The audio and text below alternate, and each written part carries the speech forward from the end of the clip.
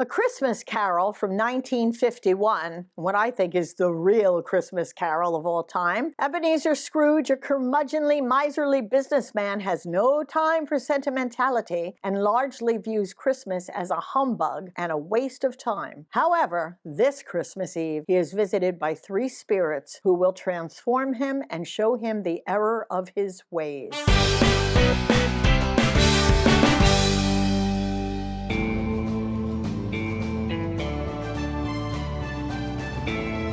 I'm ready to whip it out. I'm ready to whip my thing out, Joe. We're ready to, can't say the word because it's copyrighted, turn. Wow. 10. What the hell Double is tens. that? It You looks got a like 10, the I got a 10. symbol for pi. It's not a pie. 24/7 or whatever it was. Tiny Tim's crutch. So what makes this a 10, Deb? I mean, I have scenes in this. I just adore this film for its acting, for the black and white, I think, makes the film, the time period. It sets the standards for all future Christmas Carol versions to come. All the reviewers that I researched note to this particular one as setting the standard. Exactly. One thing I really like about this one is the establishing sequence. And an establishing sequence for our little cinephile and people is what sets the tone immediately to bring you into the film.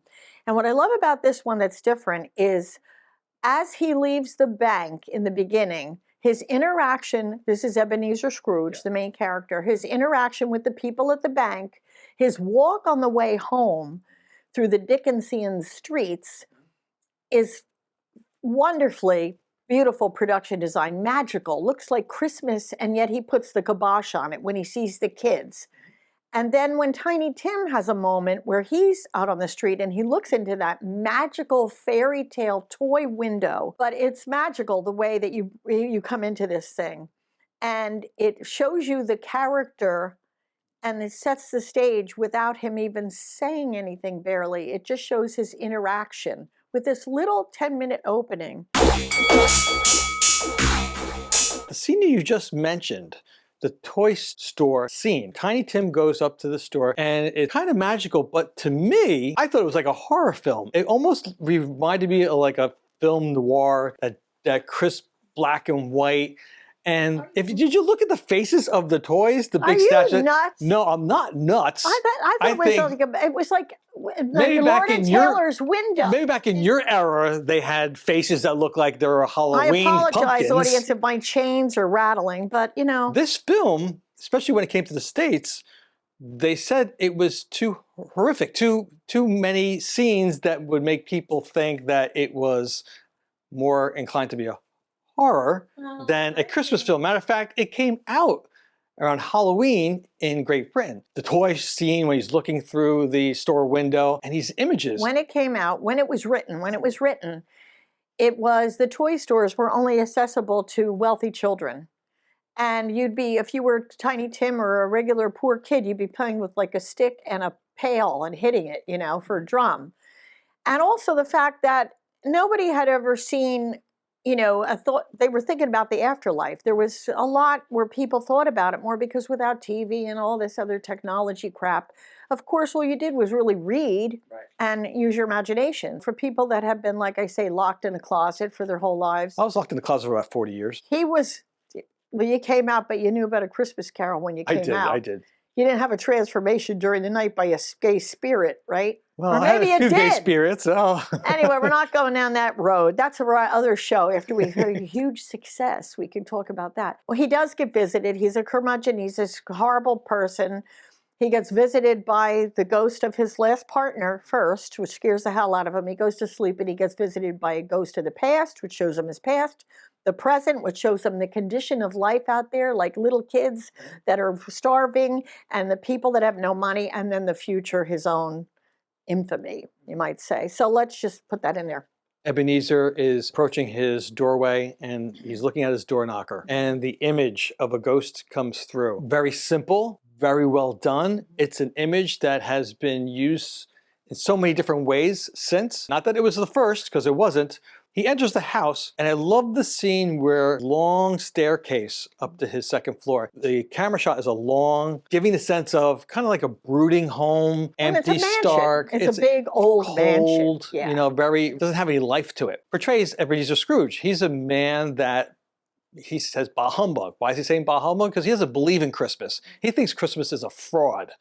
So when he's saying that, he's not just saying, you know, he's not just being nasty, he's telling people you're full of crap. He's walking up, he's entering his room, and then all of a sudden he's sitting down having his porridge or whatever he's eating, and he realizes, oh, something's going wrong. Without going into the details of his introduction to Jacob Marley, the ghost, that same scene is reversed at the end, where when he realizes the ghost of Christmas future saves him, or all three ghosts save him, and he's using that same stairway. He's going a little crazy, a little batty, he's happy, he's almost mad, to the point where his maid thinks something's wrong with him, that he's gone crazy. He's actually flipping over chairs upside down, he's rummaging through his hair, he's looking around, noticing that the things that were taken from him in his image with the Christmas of future are still there.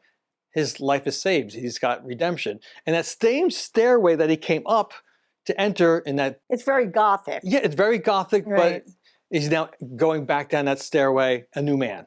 They say, critics have said over the years, and not even critics, just people in general, before critics even came into the being, it's the happiest scene in cinema when he has his revelation of that he didn't miss Christmas. Right. And it's ecstatically, and Alastair Sim does such a great job at a transition between being a curmudgeon and then being this ecstatic, joyful, because his whole face is so transformative. And of course, he came out of theater as well, and they did, but it worked. Now that he goes through this redemption process and he's kind of mad, happy, joyful, but mad, she thinks he's nuts. Runs out the door, she lifts up her apron, covers her hair, she's running down those stairs again, and he offers her, and he's grabbing her, he's holding on to her, saying, no, wait. And he's kind of fondling her in kind of an awkward way. She like kind of goes back, says, you're mad, you're crazy. And he says, no, here, I'll give you 2 guineas. Here, and guineas were like they equated to maybe like $100 today, like a couple, like a bit of money. Like he was a penny pincher. He was going to give it away. Right. He goes, well, you know why I'm giving this to you? And she's like, to keep me mouth shut. No, this is my Christmas present. And immediately you see that change. To me, that was the flip. His interactions with people, his belief in Christmas and his holidays, and being more compassionate, more generous. So the way the staircase sort of like leads you into one person and then a flip, thought. And you're ending down as a new man. I love the introduction to the Ghost of Christmas Past. Now that he's in his bedroom, he's kind of like trying to like eat his porridge or eat his meal. And then all of a sudden Marley visits him, and then the shadows from the window panes that come into the scene, I think are just so well done. Simple, but effective, because you know something's coming from outside, and vice versa. As he's approaching the window, you see the shadows cross him. Just so well done, but simple. You don't need to do a lot of high-tech special effects. It linear storytelling. Yep. If you just tell the story and it's a good script and a good story, it almost directs itself, for God's sakes. Right. It's so good.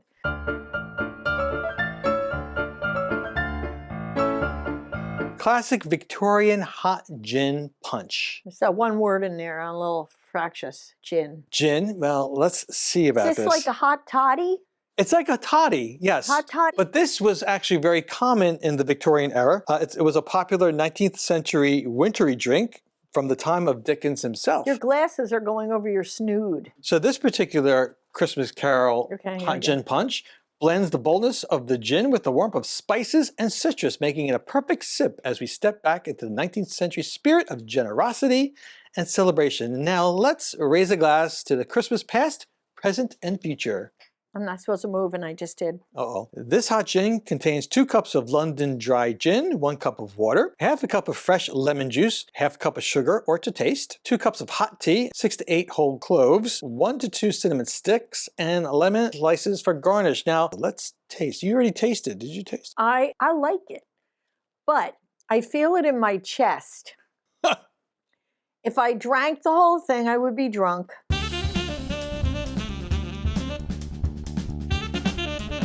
Well, I'm dressed up as Ebenezer Scrooge when he's about to go to bed and be visited by Jacob Marley and the Christmas spirit past. Who are you Yeah, with all can those I have a chains? turn I on my feel like I'm in costume? a leather club at a gay bar. I'm Jacob Marley, and I want to always give a shout out to Sue Bloor, who helps me with my costume. She Love you, helped Sue. me with this.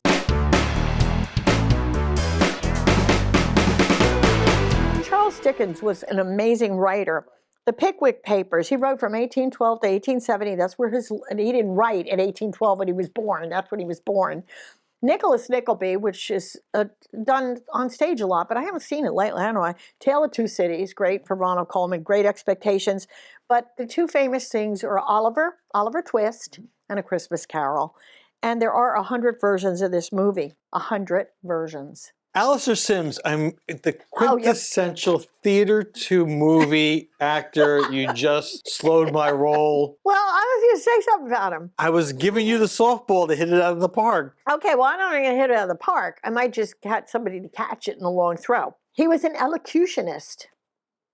Put that Excuse word me? up there on the screen. Elocution. Elocutionist. He taught elocution, which is diction, beautiful language. But he hated the limelight, and he gave no autographs or public appearances. Wow. Ever. This was such a hard film to find research. I'm really impressed. Because he was a person that was more cerebral, more erudite, rather than, you know, typical Brit. And I love the British people. I just do. Alastair Sims, I agree with you 100%. Yes. He is the quintessential Scrooge. I don't think anyone can do a better job than him. It wasn't underappreciated. Like so many movies are underappreciated when they first come out. Yeah, the States didn't like it. They didn't like it until TV is another thing that helped a lot of these movies in the 1970s. They'd air on TV, and also a person who helped in this is Ted Turner. Also, one thing that was really interesting, and this is really crazy, but when you watch it, it's a spoiler. He looks in the mirror, you can see the camera operator in the back. He peeks out of the side. You got to actually look closely, folks, because as Ebenezer Scrooge goes up in the corner of the mirror, you see another head pop up. Yep.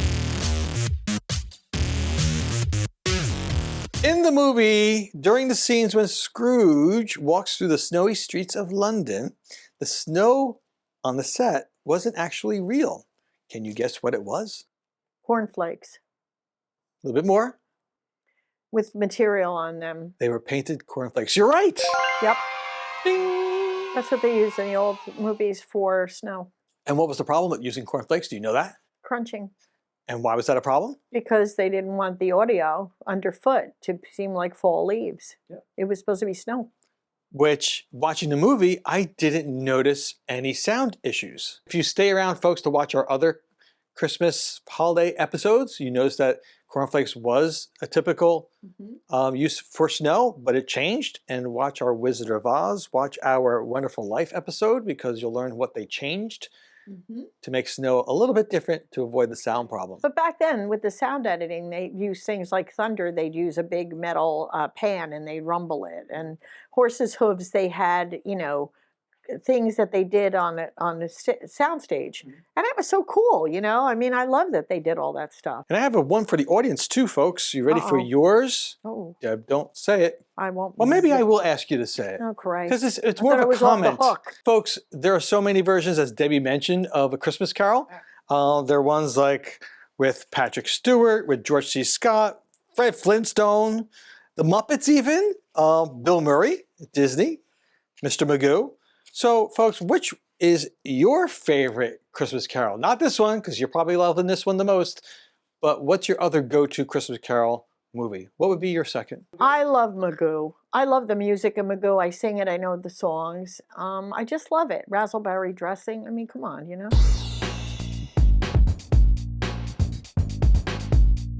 The Muppet Christmas Carol from 1992. People love this thing. Michael Caine, who I love, heads the cast along with Jim Henson's crazy, lovable Muppets. Miss Piggy, Kermit, Gonzo, all in their tour de force retelling of the beloved Dickens classic. Waka Waka. Scrooge from 1970, a musical retelling, of the Christmas Carol, and this time Albert Finney, taken on a journey of self-redemption handed to him by three Christmas apparitions. And the great Sir Alec Guinness plays Jacob Marley.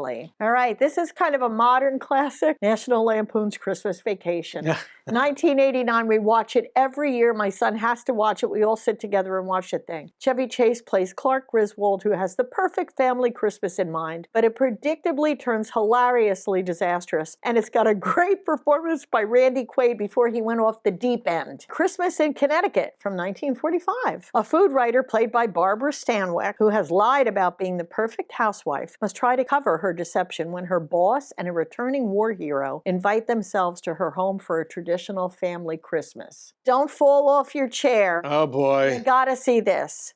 The Curse of the Cat People. Oh, Jesus, Mary and Joseph. From 1944, one of my favorite movies. It's a coming-of-age film and a magical Christmas story. The young, friendless daughter of Oliver and Alice Reed befriend the ghost of her father's first wife, played by exotic Simone Simone, and an aging, reclusive actress who lives in a mansion in the neighborhood. It is a beautiful, magical, gorgeous Christmas story. And that's my watch list. So why do you think this is an important movie for its time? It is a standard. There are certain standards for holidays, and for Christian at Christmas, this is the definitive standard. Right. And if you ask anybody that's of, you're not going to ask somebody 17, but if you ask anybody that's from probably 40 to 100, they will say the Alastair Sim is the definitive version. It's a more moody version. It's just the It's most succinct cinematically one that there better is. Yeah. than prior to it, and even in the future. Right. And it has a cultural significance in that every year we Right, now watch it's it. on. And of course, it was streaming. better when we had a TV where you could get off your duff and turn the knob. And we had we were lucky in the New York metro area to have 7 stations, but they always played the same movie. So it's in the collective consciousness of the societal cities that were big cities where they show these networks. While I'm enjoying my Christmas spirits, Yes. Okay. this is my Christmas past, present, and future. Where is our spirits leading us to, Miss Debbie? I know I'm going to spirit myself away. And you better spirit yourself away, because we're going to change our costumes. And we don't know where we're going until we look at what film we're doing next. And we'll be back on our holiday Christmas movies. Ooh, uh-oh, uh-oh, uh-oh. Now that's where we burn the whole set down. Ready?